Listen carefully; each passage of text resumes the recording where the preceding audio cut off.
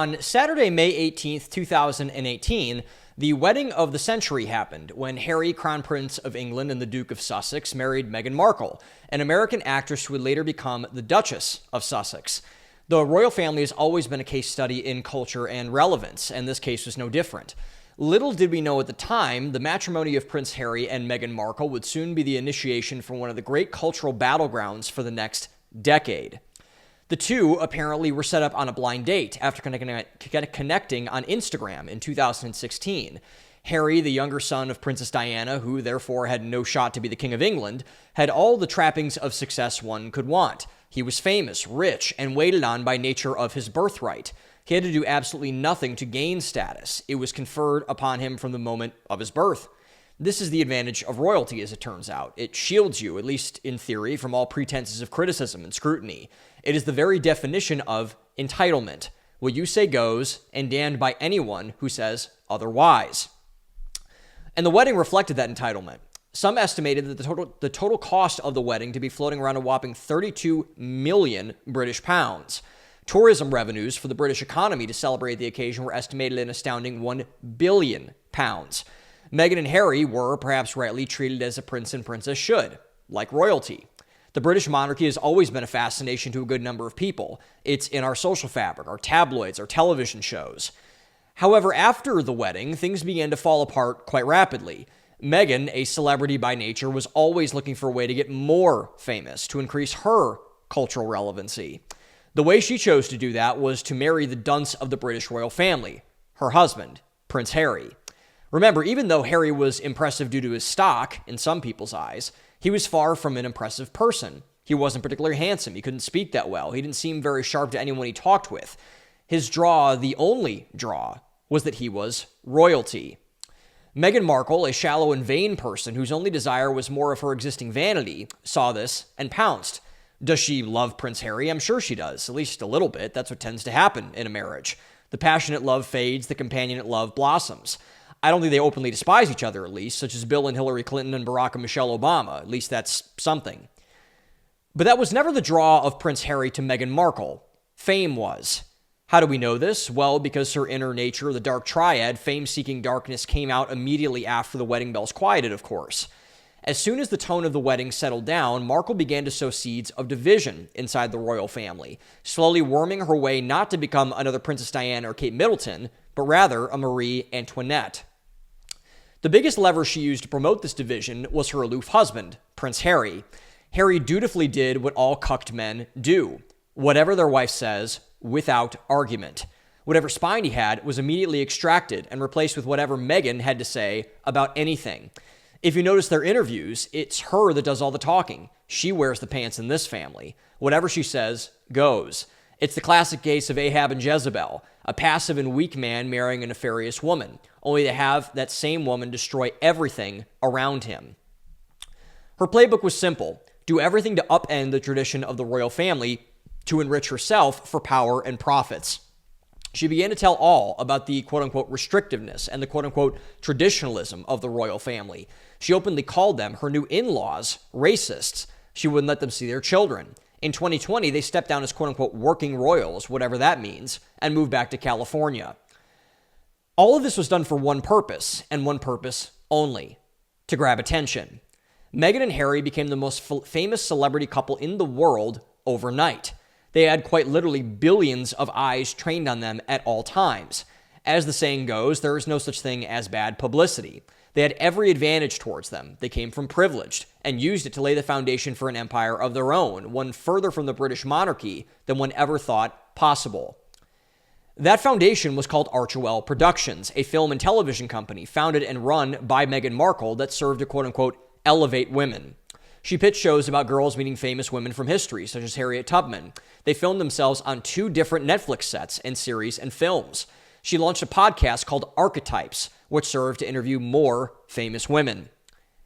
And yet it didn't last, because as it turns out, the last thing people wanted to hear from the Duchess of Sussex was about the struggles of Asian American women in San Francisco, or about how the Underground Railroad somehow related to her marrying into the most well-known family in the world, as it turns out. But that wasn't a problem for her. She had a backup plan. Alongside Archewell, Markle launched American Riviera Orchard and As Ever, a cookware and consumer products company. Unbelievably, she had gone from the palace to the marketplace, hawking dishware and stainless steel pots off of the grift of the royal family. Just as Esau so foolishly did, she had traded her birthright that she had married into for a bowl of soup. However, Meghan Markle still had a problem. Even though she had married a royal, she was still not a royal. Even though she had shamelessly glommed onto the royals, the draw was still not her. It was to her husband. Thankfully, she still had much control, so much control and sway over him that all it took was just a little push and she could deal the fatal blow. And that blow came on January 10th, 2023. On that date, Prince Harry released his memoir, Spare, to the world. Harry, perhaps the most least interesting royal who has ever walked the earth, hammed up the book's release like no one's business, goaded on by his money-grubbing wife. They went on Oprah. They continue to complain without ceasing. Due to their past 5 years of selling out, their strategy worked, and worked incredibly. Spare sold an amazing 1.49 million copies on the first day, blowing out the competition to become the biggest single-day book launch in modern recorded history. And this is no small feat, particularly who they were passed on that list.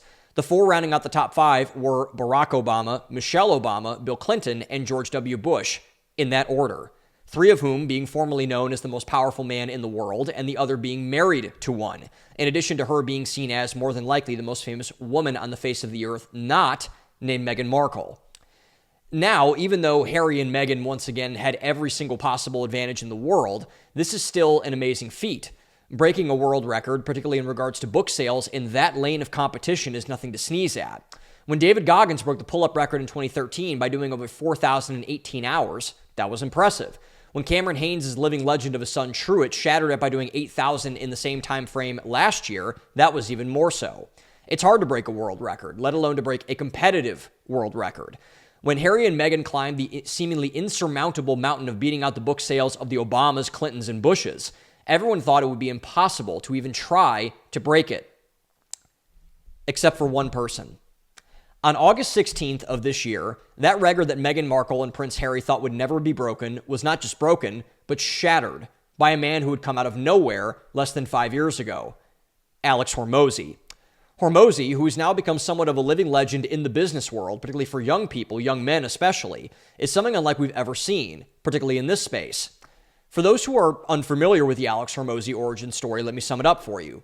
Hormozi grew up the son of first-generation Iranian immigrants in Baltimore, Maryland. His father was a very successful and wealthy physician. At times, their relationship was very strained. Hormozi then went to Vanderbilt University, where he was an excellent student and the president of his fraternity. His obsessions were twofold: business and fitness. He later graduated with Latin honors and took a job at a major consulting firm. But like most people who work in the soulless industry of corporate consulting, he later found out that he despised it. He wanted out desperately. However, he was presented with an opportunity that most would salivate over, to apply for an MBA program at Harvard Business School. At the time, Hormozi was considering quitting his job to do what he'd always wanted to do: open up, start, and scale gyms. After weighing what he had called the most terrifying decision of his life, he chose the latter option. Hormozi then packed up his car, drove to California, and began working in gyms for next to nothing. Soon, he scraped together enough funds to open up his own gym in his mid-20s. He slept on the floor. He mopped bathrooms. He did everything he could to make it work. And he did. He was barely afloat, but still floating. Around this time, he went on a date with a girl he met on Bumble named Layla. All Hormozi did was work, so his date idea was simple: the two of them working together. On that date, they discovered something remarkable. They were both obsessively driven. They made a decision then and there. They would combine forces and build a fitness empire together. Fast forward several years later, and the two had recently formed a company called Gym Launch. This was, at the time, a completely crazy concept.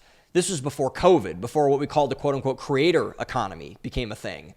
Now, instead of opening up physical gyms that they owned, the Hormozis would teach people how to open gyms they didn't own. Everyone thought they were crazy. Consulting firms do this. People can do their own research. There's more information out there than ever. Who are you to throw your hat in this ring? Yet little did anyone know that the Hormozis had just started an avalanche, opening up a completely new economy that no one had ever imagined existing. Not only did people pay the Hormozis money for their successful gym launch strategy, they paid massively for it. Soon, the Hormozis were launching gyms across the country, collecting massive amounts of cash and scaling to millions of revenues per month, purely off of selling knowledge that others didn't have. Not all was smooth sailing, obviously. I won't get into the details here, but some of the stories the two have told are absolutely harrowing. Losing everything twice, having to make $150 million in profit or $150,000 in profit in 30 days or go insolvent. Feeling so pathetic about yourself that you have to tell your girlfriend who gave up everything for you in her childhood bedroom that she should leave you. This is not for the faint-hearted or weak-minded. Every time the two of them still talk about it, you can tell just how much it still hurts their souls. And every entrepreneur can relate to this at some level. But miraculously, they got through all of them. Gym Launch soon became a sensation, the first smash hit of the modern digital economy era. The Hormozis then used the company to fund several others, all based on the same thing: knowledge. Their revenues ramped even more. Their businesses scaled even faster. Finally, breakthrough occurred. Hormozi sold Gym Launch for an incredible $46 million exit, and at the young age of 32, the combined net worth of Alex and Layla Hormozi was parked at just north of $100 million. But they didn't stop there. Alex Hormozi knew he had something and pounced on it. Almost immediately after exiting, he formed a new company, Acquisition.com, which he currently still runs. The private equity firm that would soon reshape the digital economy was Hormozi's single biggest bet ever, throwing all his capital he had worked so hard at for one thing: the assumption that his model, one based on knowledge and skill development, could turn any business into a money-printing machine. And it worked. Acquisition.com soon got not only into knowledge businesses, but every business: e-commerce, brick and mortar, retail, software, etc. During the middle and near aftermath of the COVID pandemic, Acquisition's yearly revenues were an astounding $250 million. At the same time, Hormozi was beginning to unleash his secret weapon, his personal brand. Hormozi himself is just about as memeable as you can be. He's outrageously muscular, has a bushy beard, and wears nothing but tank tops, flannels, and his trademark nose strips. He's completely out of place in the traditional way of doing business. It's why no one saw him coming, and why no one took him seriously. The self-own in all of this for the business world was that it is also why he won. I've had a lot of options on and opinions on Alex Hormozi throughout the years. Do I believe he is someone people, particularly young men, should look up to in a holistic fashion? No, I stand by that opinion. He married his wife for business purposes. He's openly said as much. He has no deep religious faith. He aspires to be the richest person who's ever lived. He doesn't do anything but work. I don't believe that's a healthy recipe for the vast majority of people to live, and for any Christian to live, mind you. But that being said, I am of the concurrent opinion that Alex Hormozi is one of the most important cultural figures of our time. He's the smartest person outside of Myron Golden that I've ever heard talk about business, particularly in the modern era. He runs circles around all the quote-unquote smart people we were told that were the quote-unquote gurus about entrepreneurship, like Gary Vee and Grant Cardone. But it's not just Hormozi's smarts that makes him such a juggernaut. Rather, it's something deeper than that. Alex Hormozi is important because Alex Hormozi is challenging the status quo about everything for young people. On July 13th, 2021, Alex Hormozi released his first book, $100 Million Offers.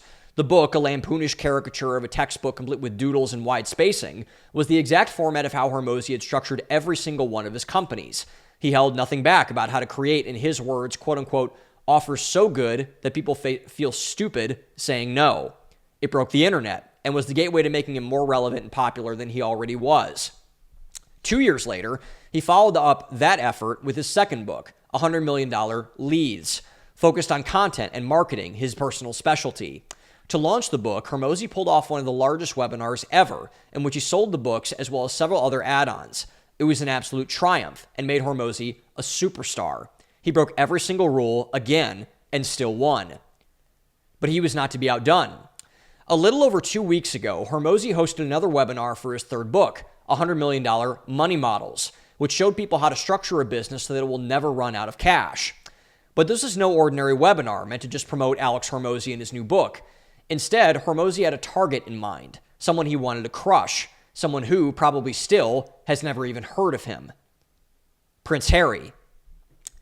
Alex Hormozi didn't want to just sell a book on this webinar. He wanted to sell more books in a single day than anyone in recorded history, including Prince Harry, the Obamas, Bill Clinton, and George Bush, all in some ways heads of state in two of the most powerful countries in the history of the world. It was completely crazy, like everything Hormozi had ever tried to do. And, like everything Hormozi had ever tried to do, it worked. In the first day, Hormozi cleared over 2.5 million copies of $100 million money models, an astounding 1.1 million more than Prince Harry. The way he did so? By creating an offer.